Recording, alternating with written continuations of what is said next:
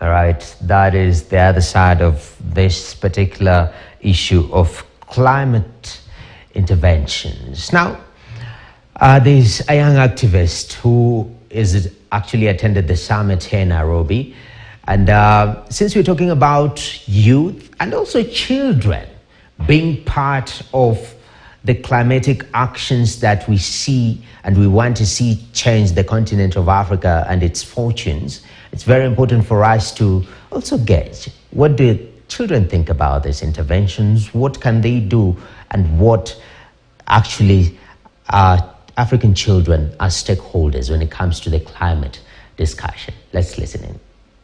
Okay, so when it comes to climate change, we also know the statistics by the United Nations that women are mostly affected by climate change. This is because to the gender roles that we have in our communities.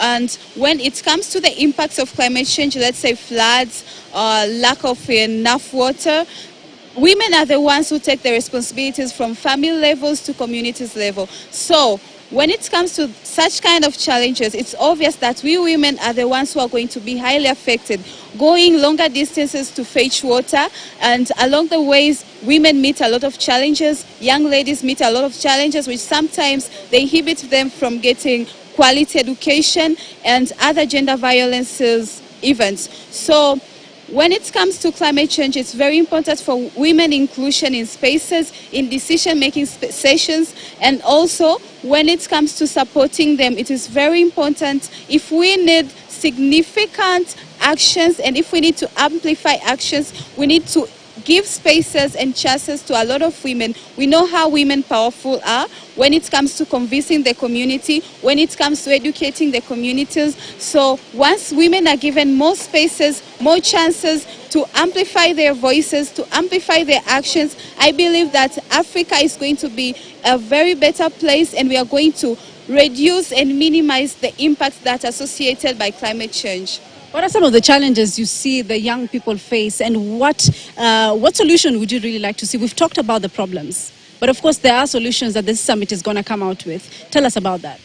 So I think we youth, we need to be, there is two things, inclusion and also financing. We want to be included in spaces. We want to be heard. We can also make decisions. We can also give our inputs, which are so much valuable to bringing up important solutions to our continent. But then the activities, the actions that we are taking need to be supported. They need to be financed. We always hear from COP28, COP27, COP26, and different summits or events about climate change. We normally talk about climate financing. Now, when it comes to youth actions, it is very important to finance and support youth actions. If we need to accelerate the change, if we need to accelerate climate justice and climate actions, youth innovative ideas, youth innovative actions need to be supported, need to be funded, need to be financed so as to amplify the change. Youth are powerful.